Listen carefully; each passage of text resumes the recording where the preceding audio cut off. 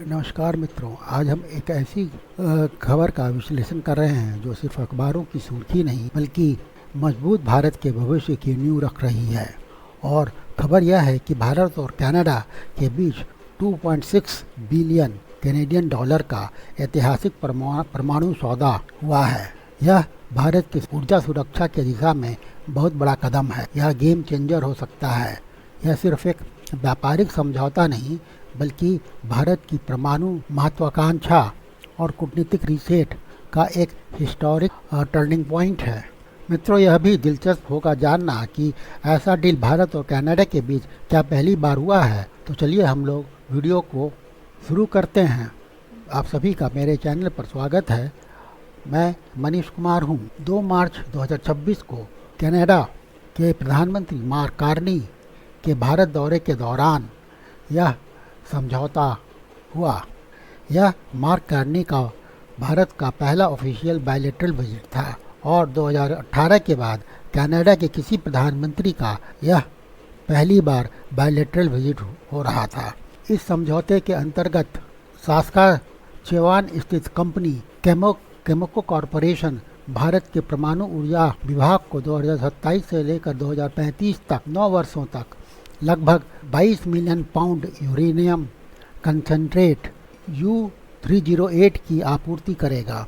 इस अनुबंध का कुल मूल्य लगभग 2.6 अरब कैनेडियन डॉलर है। मूल्य बाजार संबंधित शर्तों पर तय होगा। इस समझौते के अंतर्गत इंडिया और कनाडा भारत में स्मॉल मॉड्यूलर न्यूक्लियर रिएक्टर्स के निर्माण में मदद करेंगे। कनाडा इंडिया को अगले 5 वर्षों तक 3,500 मीट्रिक टन यूरेनियम की आपूर्ति करेगा। साथ ही न्यूक्लियर वेस्ट के सेफ डिस्पोजल के लिए एक संयुक्त केंद्र मुंबई में रिसर्च के लिए खोला जाएगा। कनाडा के इंजीनियर भारत के पुराने न्यूक्लियर पावर प्लांट को अपग्रेड करने में सहायता करेंगे ताकि अगले 20-30 वर्षों तक बिजली का उत्पादन वे प्लांट करते रहें। लेकिन इस संदर्भ में यह जानना भी आवश्यक है कि क्या कनाडा के साथ इस तरह का एग्रीमेंट पहली बार हुआ है। यूरेनियम की आपूर्ति के लिए इस तरह का एग्रीमेंट पहले भी हुआ है और यह एग्रीमेंट 2015 में हुआ था जब 7 मिलियन पाउंड 5 वर्षों के लिए केमिको कंपनी ने यूरेनियम का सप्लाई किया था। यह सप्लाई 2020 में समाप्त हो गई थी और नवंबर 2025 से फिर से नेगोशिएशन चल रहा था। इस नेगोशिएशन की शुरुआत G20 की जब शिखर बैठक जोहान्सबर्ग में हो रही थी उस समय से चल रहा था और अंततः 2 मार्च 2026 को यह डील साइन हुई। अब हम लोग इसके हिस्टोरिकल कॉन्टेक्स्ट को समझने का प्रयास करते हैं। दोस्तों, भारत और कनाडा के परमाणु संबंधों की कहानी 1950 के दशक से शुरू होती है। उस समय कनाडा ने भारत को साइरस रिएक्टर दिया था। यह 40 मेगावाट का एक भारी जल अनुसंधान रिएक्टर था। इसका उद्देश्य शांतिपूर्ण उपयोग था। लेकिन 1974 में भारत ने स्माइलिंग बुद्धा के रूप में अपना पहला परमाणु परीक्षण किया और इसके बाद से भारत का कनाडा के साथ रिलेशन में तनाव आ गया। भारत ने इस परीक्षण में प्लूटोनियम साइरस रिएक्टर से ही बनाया था। कनाडा सहित अंतर्राष्ट्रीय समुदाय को यह झटका देने वाला था। कनाडा ने भारत के साथ परमाणु संबंध तोड़ लिए। कनाडा NPT का सदस्य था और भारत ने NPT पर हस्ताक्षर नहीं किए थे। NPT का अर्थ है नॉन प्रोलिफरेशन ट्रीटी, जो कि 1968 में साइन किया गया था। 1989 में atomic energy of Canada limited और CANDU ओनर ग्रुप के माध्यम से कनाडा ने चुपचाप फिर से संबंध शुरू किए। 2008 में न्यूक्लियर सप्लायर ग्रुप ने भारत के लिए विशेष छूट या वेवर दिया जिससे भारत वैश्विक परमाणु व्यापार में शामिल हो सका। 2015 में केमिको ने भारत के साथ पहला व्यावसायिक समझौता किया। इसके अंतर्गत 7 मिलियन पाउंड यूरेनियम 5 वर्षों भारत में इसने सप्लाई किया। यह एग्रीमेंट 2020 में समाप्त हो गया और अब 2026 में नया डील आया है जो पिछले समझौतों से लगभग 10 गुना बड़ा है। चलिए अब कुछ स्टैटिस्टिक्स की बात करते हैं। वर्तमान में भारत में 25 परमाणु रिएक्टर संचालित किए जा रहे हैं, जिसकी कुल क्षमता 8,145 मेगावाट है। 18 रिएक्टर निर्माणाधीन हैं, जिसके चालू होने से भारत 12,328 मेगावाट और जोड़ेगा अपनी क्षमता में। भारत का उद्देश्य 2047 तक 100 गीगावाट परमाणु ऊर्जा का उत्पादन करना है। इसलिए कैमेको से यूरेनियम की आपूर्ति प्रेशराइज्ड हेवी वाटर रिएक्टर के लिए महत्वपूर्ण है। भारत दुनिया का तीसरा सबसे बड़ा ऊर्जा का उपभोक्ता है।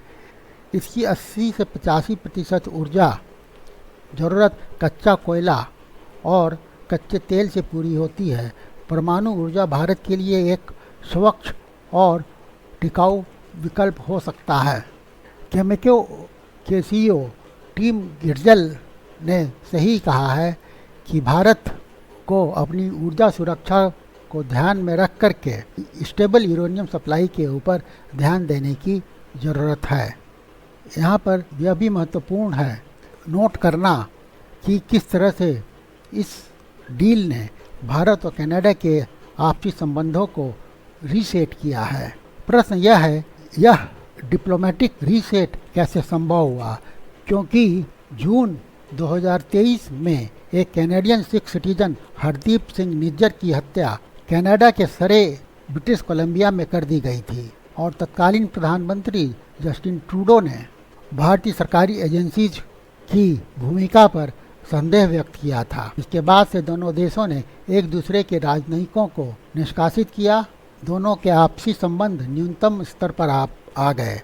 लेकिन नवंबर 2025 में जोहान्सबर्ग के G20 समिट के दौरान प्रधानमंत्री मोदी और प्रधानमंत्री मार्क कार्ने की मुलाकात हुई और दोनों ने डिप्लोमेटिक संबंधों को रीसेट करने का फैसला किया और उसी के बाद से इस डील के ऊपर नेगोशिएशन शुरू हुआ। यह डील दर्शाता है कि आर्थिक हित राजनीतिक मतभेदों से भारी होते हैं। दोनों देशों का लक्ष्य 2030 तक बायलैटरल ट्रेड को $30 अरब तक पहुंचाना है।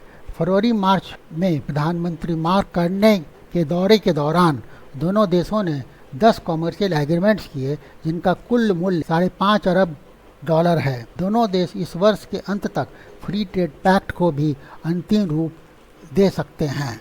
अब यहाँ पर महत्वपूर्ण नॉन प्रोलिफरेशन को लेकर के चिंता होना, जो कि स्वाभाविक भी है। क्या कनाडा से प्राप्त यूरेनियम का उपयोग हथियार बनाने के लिए किया जा सकता है? सीधे तौर पर तो ऐसा नहीं किया जा सकता है।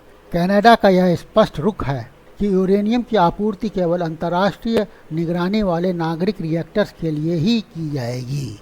लेकिन एक रणनीतिक चिंता है, इंपोर्टेड यूरेनियम का उपयोग नागरिक रिएक्टर में होगा, जिससे भारत का घरेलू यूरेनियम उन सुविधाओं के लिए उपलब्ध हो सकता है जो इंटरनेशनल एटॉमिक एनर्जी एजेंसी के पूर्ण निगरानी में नहीं है। भारत का ध्रुव रिएक्टर जो साइरस पर आधारित है और 1985 से संचालित है, वर्ष में 20-25 किलोग्राम हथियार ग्रेड का प्लूटोनियम का उत्पादन करता है, जो पूर्ण निगरानी से बाहर है।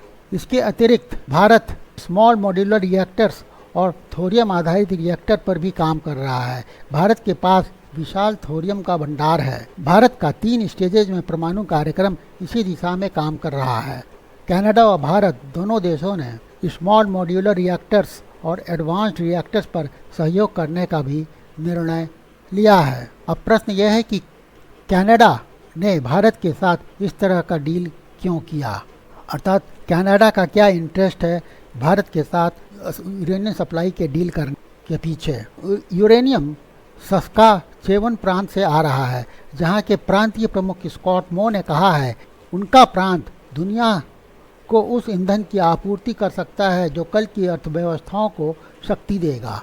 यूरेनियम माइनिंग के क्षेत्र में 2300 से अधिक लोग कार्यरत हैं और यह प्रांत की जीडीपी में 2.5 अरब कैनेडियन डॉलर का योगदान देता है। सास्काचेवान अब बड़े पैमाने पर न्यूक्लियर टेक्नोलॉजी के विस्तार का भी मूल्यांकन कर रहा है। इस प्रकार यह डील कनाडा के लिए भी स्ट्रेटेजिकली महत्वपूर्ण है और यह महत्व उसके आर्थिक रोजगार, प्रांतीय विकास और एनर्जी एक्सपोर्ट के विस्तार से संबंध रखता है।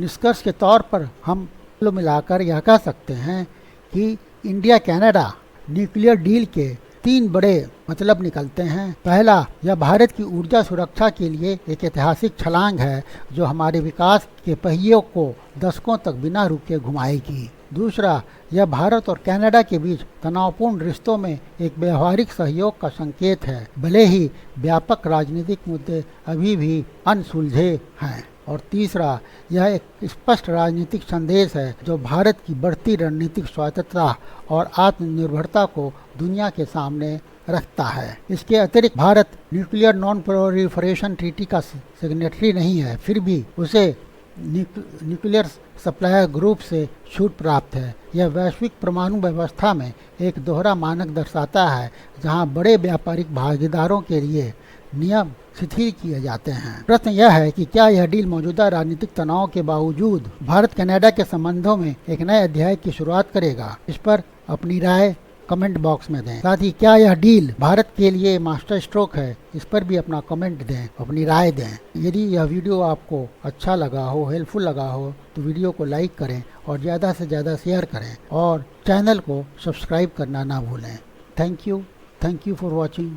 मिलते हैं नेक्स्ट वीडियो में।